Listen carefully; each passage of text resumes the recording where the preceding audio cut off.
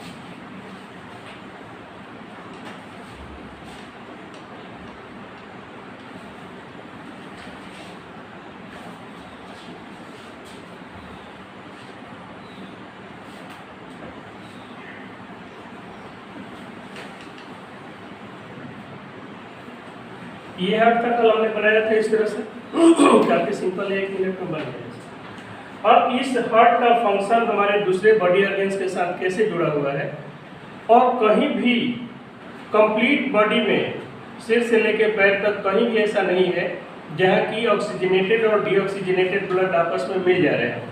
दोनों के लिए कंप्लीट अलग अलग सिस्टम है। अब ये हाफ पार्ट में हम देख रहे थे कि ये वाला पार्ट क्या है? राइट ऑरिकिल और राइट वेंट्रिकल। राइट ऑरिकिल और ये राइट वेंट्रिकल। ठीक इसी तरह से ये लेफ्ट ऑरिकिल और ये लेफ्ट वेंट्रिकल। इस तरह से हमारे हार्ट में टोटल 4 चैम्बर्स हैं, और ये चारों चैम्बर में 2 चैम्बर यानी कि 1 ऑरिकिल और 1 वेंट्रिकल इस सेक्टम के थ्रू अलग किया हुआ है। ये यहाँ से बाइफरकेट किया हुआ है, कंप्लीटली अलग है।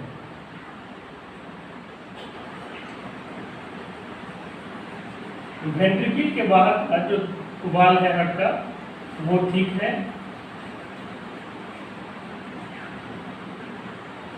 और ऑरिकिल के बाहर 3 है। लॉजिक कल मैंने बताया था इसका।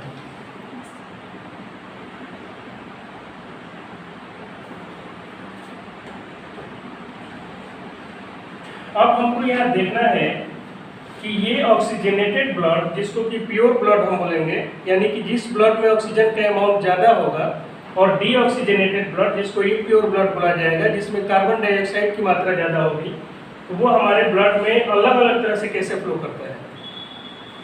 और सेंट्रल ऑर्गन ये है, सब आके यहीं से निकलेगा। अब यहाँ पर कल हमने देखा था कि इसमें डीऑक्सीजनेटेड ब्लड इन कर रहा था वेना कावा के थ्रू, ये इंफीरियर वेना कावा के through lower part of body का डीऑक्सीजनेटेड ब्लड आया इसमें, यहाँ पर इन कर रहा था। और ये इन करने के बाद में जब upper part of heart pumping कर रहा था, कॉन्ट्रैक्शन हो रहा था इसमें, तो आफ्टर कॉन्ट्रैक्शन यहाँ पर ये ट्राइकस्पिड वाल्व था जो कि ओपन हो रहा था और ब्लड आ जा रहा था इसमें राइट वेंट्रिकल में। राइट वेंट्रिकल के थ्रू फिर ब्लड जा रहा था, क्योंकि ट्राइकस्पिड वाल्व बंद हो जा रहा है इसके पंपिंग के समय, यानी कॉन्ट्रैक्शन के समय, तो ये जा रहा था इससे पल्मोनरी आर्टरी के थ्रू। अब पल्मोनरी आर्टरी से निकल के कहाँ जाना है इसको, लंग्स में जाना है।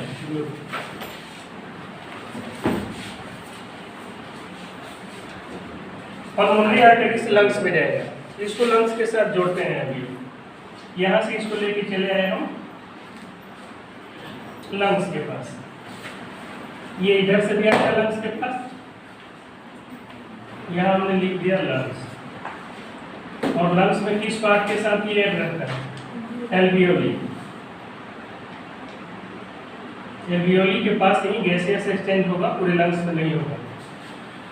अब ये लंग्स के पास आ गया, तो लंग्स के एल्वियोली में चूंकि ये पल्मोनरी आर्टरी से इम्प्योर ब्लड को लेकर के आ रहा है, इससे आ रहा है कौन सा ब्लड, इम्प्योर यानी डीऑक्सीजनेटेड ब्लड।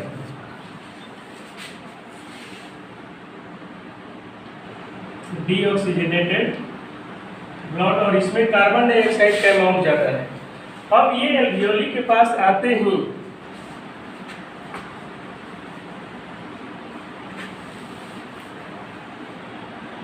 यहाँ पर जस्ट लाइक मैंने एल्वियोली बना दिया, ये है alveoli, single unit of alveoli. अब यहाँ आने के बाद ये चारों ओर स्मॉल माइक्रोट्यूब्यूल्स के रूप में, कैपिलरीज के रूप में डिवाइड हो जाते हैं, कैसे बढ़ जाएंगे। अब बटेगा तो यहाँ पर फिर दूसरे तरफ से ऐड भी हो जाएगा फिर, और ये एक दूसरे में ऐड करके और एक नया ट्यूब्यूल इधर से ऐसे निकल जाएगा, बनते हुए दिखाई देगा। ये सब आपस में ऐड होके एक यहाँ से एक इधर की ओर नया ट्यूब्यूल निकलते हुए दिखाई देगा। यानी कि यहीं पर दो तरह की घटना दिखाई दे रही है। इधर से ये कार्बन डाइऑक्साइड रिच ब्लड गया जो कि डीऑक्सीजनेटेड ब्लड है, और ये जाने के बाद यहाँ जैसे ही ये स्मॉल कैपिलरीज में आया तो डिफ्यूज करके चला जाएगा कार्बन डाइऑक्साइड एल्वियोली के भीतर, और एल्वियोली में अभी ऑक्सीजन का कंसंट्रेशन ज़्यादा है तो ऑक्सीजन आ जाएगा कैपिलरीज में, और ऑक्सीजन के आते ही अब ब्लड में ऑक्सीजन की मात्रा बढ़ जाएगी। अब वो ऑक्सीजन इसमें डिफ्यूज करके आया, तो इधर से, चूंकि इधर से तो आ रहा है अपनी कार्बन डाइऑक्साइड रिच ब्लड, ये डिफ्यूज होकर के कार्बन डाइऑक्साइड रिलीज हो गया, चला गया एल्वियोली में, और एल्वियोली का ऑक्सीजन चला आया अभी ब्लड में, और ब्लड में ऑक्सीजन को कौन कैरी करेगा, हेमोग्लोबिन, आरबीसी। अब यहाँ पर आ गया तो इसमें जो ब्लड आएगा, ऑक्सीजन डिफ्यूज होकर इसमें आ गया, ऑक्सीजन रिच ब्लड हो गया ये, इसीलिए इसको बोलेंगे ऑक्सीजनेटेड ब्लड, ऑक्सीजनेटेड ब्लड, जिसको प्योर ब्लड भी बोलते हैं, और इसका कलर भी चेंज हो जाएगा।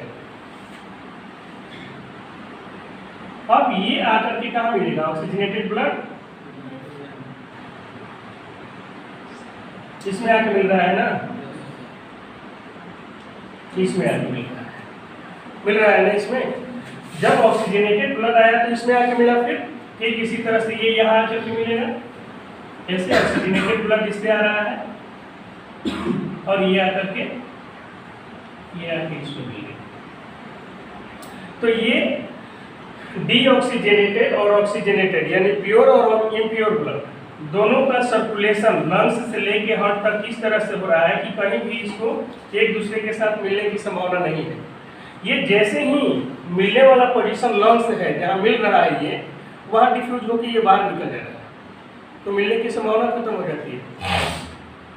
CO2 रिच ब्लड आया यहाँ पर, आने के बाद ये लंग्स में एल्वियोली के पास डिफ्यूज होकर बाहर निकल गया। बाहर निकलने के बाद इसके पास पॉसिबिलिटी बन जाती है रिच के पास अब ये ब्लड के पास ऑक्सीजन को लेने की। ऑक्सीजन को यहाँ से लेके ऑक्सीजन रिच ब्लड बन जाएगा और फिर ये चला आता है इसमें ये लेफ्ट चैम्बर ऑफ ऑरिकिल, इधर से भी ये दूसरा लेके चला आया लेफ्ट चैम्बर ऑफ ऑरिकिल। लेके आने वाला ये कौन सा है,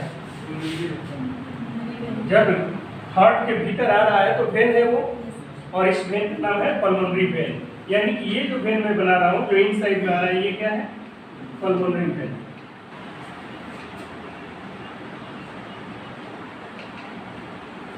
और यहाँ डबल सर्कुलेटरी सिस्टम दिखाई दे रहा है कि सर्कुलेशन दोनों एकदम अलग अलग चल रहा है। जहाँ मिलने की संभावना थी वहीं वो डिफ्यूज होकर अलग हो गया, मिला ही नहीं और कंप्लीटली अलग अलग चला। नेक्स्ट इसी तरह से हम आगे देखेंगे, इसका तो काम हो गया।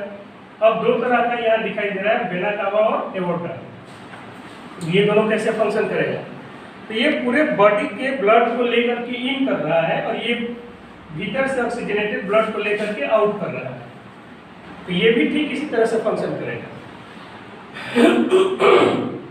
यहाँ से ये चलेगा इधर, छोटे छोटे स्मॉल ट्यूब्यूल्स में बढ़ते हुए पूरे बॉडी में सभी सेल तक डिस्ट्रीब्यूट हो जाएगा। ऐसे बढ़ते जाएगा, मान लो कि सभी सेल के पास ये चला गया ऐसे। अब यही जो वेना कावा है ये डिफरेंट डिफरेंट छोटे छोटे वेन्स में, वेन्यूल्स में और फिर जाके कैपिलरीज में बढ़ जाता है। और इसी तरह से एवोर्टा ये डिफरेंट डिफरेंट पार्ट में जो जा रहा है ये भी ऐसे ही होगा, सब आकर के यहाँ पर एक दूसरे के साथ ये ज्वाइंट हो जाएगा। यहाँ से भी जैसे ये डिफरेंट डिफरेंट भाग में एक ही जगह से नहीं टूटेगा, यहाँ से बटा होगा और ये अलग अलग पार्ट में डिवाइड करेगा, इसके साथ मैच कर जाएगा। यहाँ से अगर एक वेंस ये निकलेगा वेंस, अब ये फिर आर्टेरी और आर्टेरियोस बनाते हुए कैपिलरीज के साथ ये ज्वाइन कर जाएगा।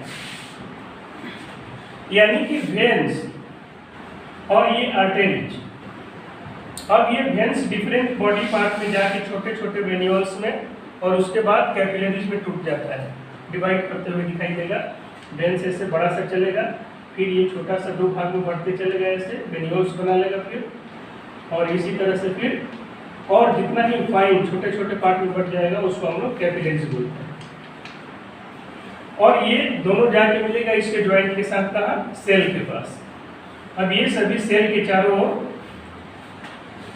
कंप्लीटली आर्टेरी और वेंस छोटे छोटे कैपिलरीज के रूप में जुटे हुए हैं। यहाँ भी वही घटना हो रही है कि जैसे ऑक्सीजनेटेड ब्लड आया यहाँ पर, ऑक्सीजन रिच ब्लड आया सेल के पास, आते ही वहां पर भी रिवर्स घटना यही हो रही है। यहाँ ऑक्सीजन की जरूरत है सेल को, यानी कि कंसेंट्रेशन ऑफ ऑक्सीजन भीतर कम है सेल के भीतर और ब्लड में ज़्यादा है, तो डिफ्यूजन मेथड से ऑक्सीजन यहाँ से आगे अब नहीं बढ़ेगा, डिफ्यूज करके सेल के भीतर चला गया। और सेल के भीतर कार्बन डाइऑक्साइड का कंसेंट्रेशन ज़्यादा है, तो यहाँ कार्बन डाइऑक्साइड इसमें मैच करने नहीं जाएगा, वहीं से डिफ्यूज करके बाहर चला जाएगा। तो यहाँ कंप्लीटली बाइफरकेट हो जाता है, अलग अलग हो जाता है और किसी भी तरह से आपस में मिलने की संभावना खत्म हो जाती है। और यहाँ से कार्बन डाइऑक्साइड निकलेगा और ब्लड में मिल जाएगा, ऑक्सीजन डिफ्यूज होकर के चला जाएगा सेल में। और तो मालूम है कार्बन डाइऑक्साइड ब्लड में कैरी कौन करेगा उसको,